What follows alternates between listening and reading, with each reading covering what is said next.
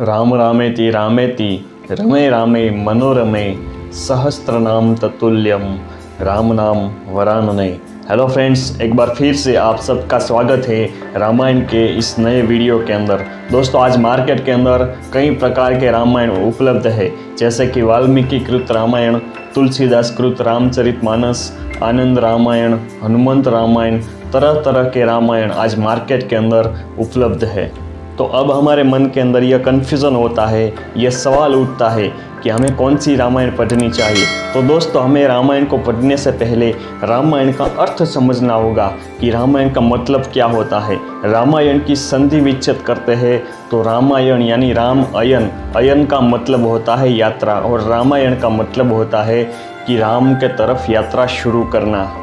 तो इसका मतलब तो यह हुआ कि हम किसी भी रामायण को पढ़ें तो राम के तरफ हमारी यात्रा शुरू हो जाएगी, क्योंकि रामायण का मतलब ही है राम की तरफ यात्रा की शुरुआत। लेकिन मोटे तौर पर यदि देखा जाए तो हमारे सनातन धर्म में जितने भी संत हुए हैं, महात्मा हुए हैं, या जितने भी कथाकार हुए हैं, वे सब या तो वाल्मीकि कृत रामायण का पाठ करते थे या फिर तुलसीदास कृत रामचरितमानस का पाठ करते थे।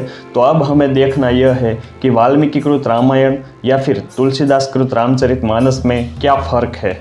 महर्षि वाल्मीकि ने भगवान राम के जीवन चरित्र के बारे में जो ग्रंथ लिखा उसे रामायण नाम दिया है, और महर्षि वाल्मीकि कृत रामायण पूरी तरह से संस्कृत भाषा में लिखा है।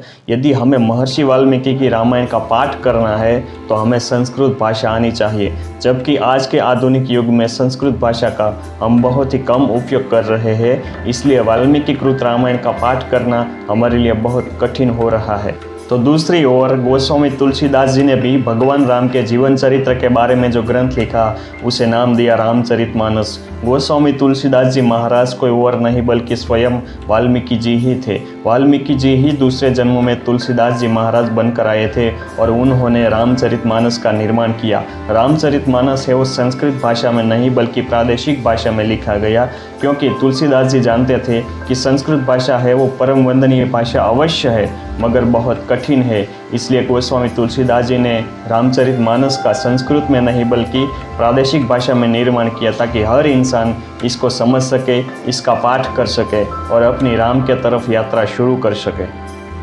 तो दोस्तों, रामचरितमानस का मतलब होता है कि भगवान राम के जीवन चरित्र के रस से भरा हुआ सरोवर, जबकि रामायण का मतलब होता है कि राम की तरफ यात्रा। यदि हमें मंदिर जाना है तो मंदिर जाने से पहले स्नान करना होगा। बिना स्नान किए कोई भी इंसान मंदिर नहीं जा सकता है। उसी प्रकार यदि हमें राम की तरफ यात्रा करनी है यानी रामायण का पाठ करना है तो सबसे पहले हमें स्नान करना होगा। भगवान राम के जीवन चरित्र के रस से भरा हुआ सरोवर जो रामचरितमानस है उसके अंदर स्नान करना होगा, और इसी प्रकार स्नान करने के लिए ही तो गोस्वामी तुलसीदास जी ने रामचरितमानस का निर्माण किया है। तो दोस्तों, अब आप समझ ही गए होंगे कि हमें रामायण का पाठ करने से पहले रामचरितमानस का पाठ करना चाहिए, क्योंकि रामायण का मतलब है राम के तरफ यात्रा और रामचरितमानस का मतलब है भगवान राम के जीवन चरित्र के रस से भरा हुआ सरोवर। तो यदि हमें राम की तरफ यात्रा शुरू करनी है तो सबसे पहले हमें अपने आत्मा की शुद्धि के लिए रामचरितमानस की चौपाई द्वारा खुद को शुद्ध कर लेना चाहिए, अपने आत्मा को स्नान करवा लेना चाहिए। उसके बाद हमें रामायण का पाठ करना चाहिए।